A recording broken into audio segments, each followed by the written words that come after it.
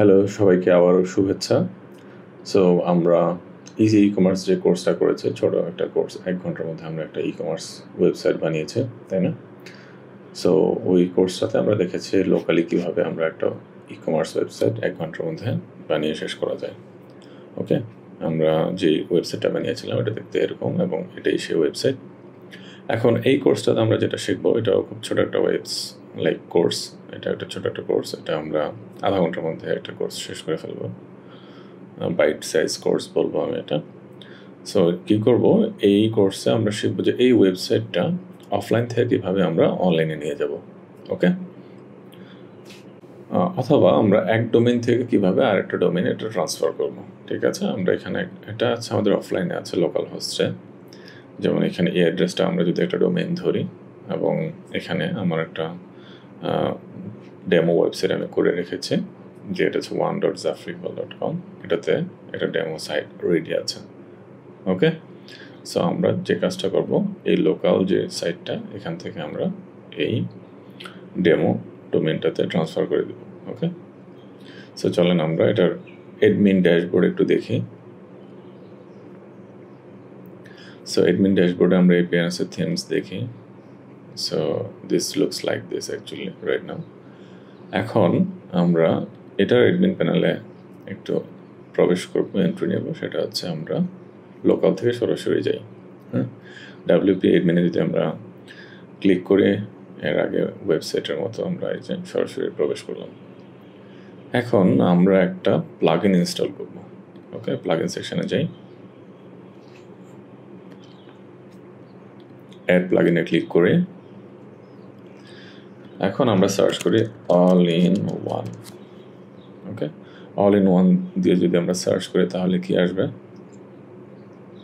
অনেকগুলো অপশন আছে, তাহলে তার মধ্য থেকে আমরা এই যে all in one WP migration and backup, এটা হচ্ছে আমরা ইনস্টল করে নেব।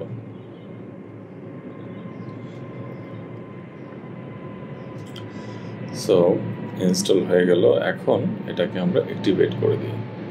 ঠিক আছে, অলরাইট। সো এই নোটিসটা আমরা আপাতত ডিসেবল করে দিই। এখন আমরা যদি এই যে স্ক্রল ডাউন করে লেফটের দিকে তাকাই, তাহলে কি দেখবো আমরা? All in one WP migration. এখন এটাকে আমরা এক্সপোর্ট সাইট টু ফাইল।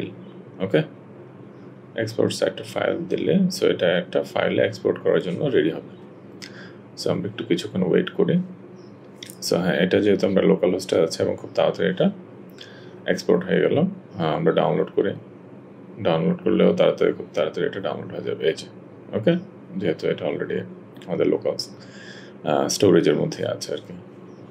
এখন এই 408 মেগাবাইটের সাইটটা আমরা এখানে আপলোড করব। সো এই সিমিলারলি আমাদের এই ওয়েবসাইটেও এই প্লাগইনটা আমাদের একটু ইনস্টল করে নিতে হবে।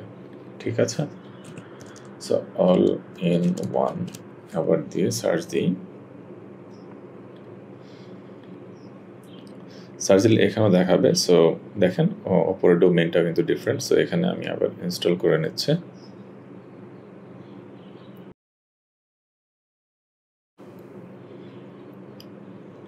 অ্যাক্টিভেট করলাম।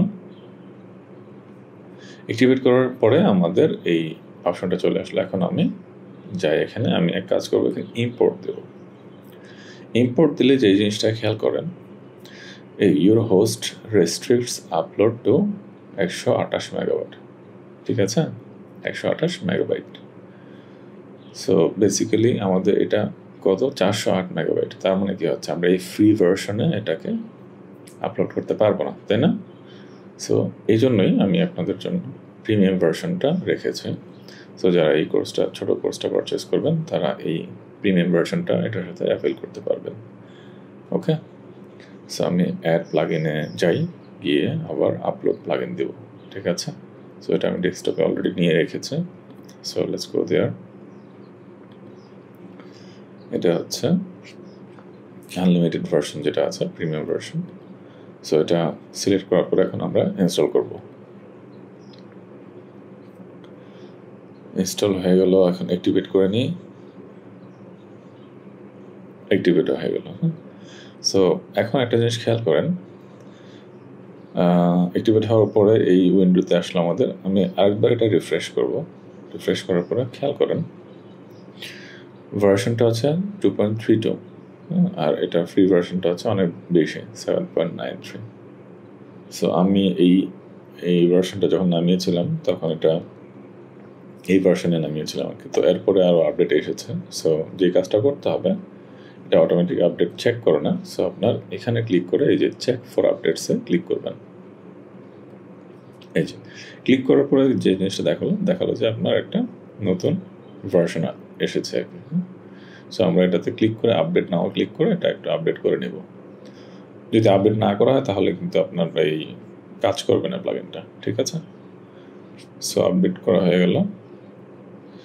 এখন আমরা যদি যাই এখানে এই যে রিফ্রেশ দেওয়ার পরে যদি দেখি এই সবগুলো প্রিমিয়াম হয়ে গিয়েছে। এখন আমি ইম্পোর্টে ক্লিক করি। ইম্পোর্টে ক্লিক করার পরে দেখেন ম্যাক্সিমাম আপলোড ফাইল সাইজ হচ্ছে আনলিমিটেড। তার মানে এখন আপনি অনেক বড় বড় সাইজের ফাইলও এখানে ইম্পোর্ট করতে পারবেন, তাই না? এখন আমরা যে কাজটা করবো, এখানে কর্নারে গিয়ে যে এটা আমি ডাউনলোড করেছিলাম এটাকে জাস্ট ধরে আমি ড্র্যাগ করে যদি এখানে প্লেস করি, রেখে দিই, তাহলে অটোমেটিক একটা ইম্পোর্ট স্টার্ট শুরু হবে। ঠিক আছে, ইম্পোর্ট শুরু হয়ে গেল। একটু অপেক্ষা করে আমরা এর মধ্যে প্রোগ্রেসটা দেখতে পাচ্ছি।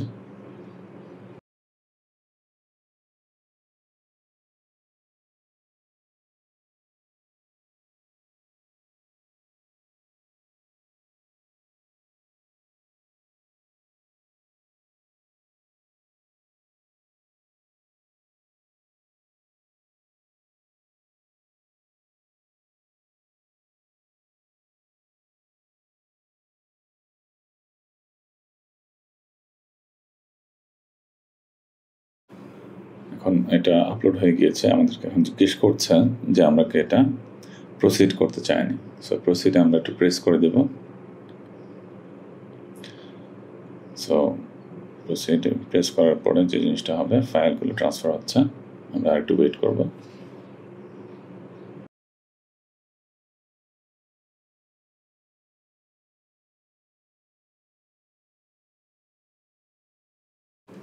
ফাইল এক্সট্রাকশনগুলো সব শেষ হয়ে গিয়েছে।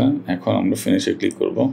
এটা যদি ক্লিক করে তারপরে আমরা ওয়েবসাইটটা ঠিক মতো পেয়ে যেতে পারি। সো অলরেডি ক্লিক করেছি, করার পরে যে জিনিসটা হলো এটা চলে গেল। এখন যদি আমি এই যে কর্নারে গিয়ে ভিজিট সাইটে প্রেস করি, তাহলে আমরা কি দেখব? আমরা কি দেখছি? এই যে ডেমো সাইট থেকে এখন আমরা এই যে আমাদের এই যে লোকাল যে ওয়েবসাইট থেকে, এই যে লোকাল ওয়েবসাইটটা আমরা এই যে www.zafrable.com কী করলাম, ট্রান্সফার করে ফেললাম একেবারে হুবহু, তাই না? সব ডেটা সহ চলে আসলো এখানে। ঠিক আছে, সো এখন আমরা যদি লগ ইন করতে চাই, লগ ইন, হ্যাঁ এখন ভালো কথা। লগ ইন কী হবে? লগ ইন হচ্ছে এই লগ ইন ইনফরমেশনটাই কিন্তু এখানে চলে আসবে। ঠিক আছে, এক্সিস্টিং যদি one.zafrable.com এর মধ্যে যে সাইটটা ছিল আগে, ওইটার লগ ইন ইনফরমেশন কিন্তু আর থাকবে না। ঠিক আছে, এটার লগ ইন ইনফরমেশনগুলো ট্রান্সফার হয়ে যাবে এখানে। ওকে, তো চলেন আমরা এটাকে একটু লগ ইন করে দেখি।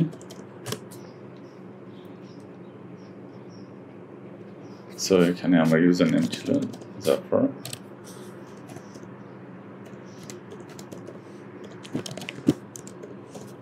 পাসওয়ার্ডটা দিয়ে দিলাম।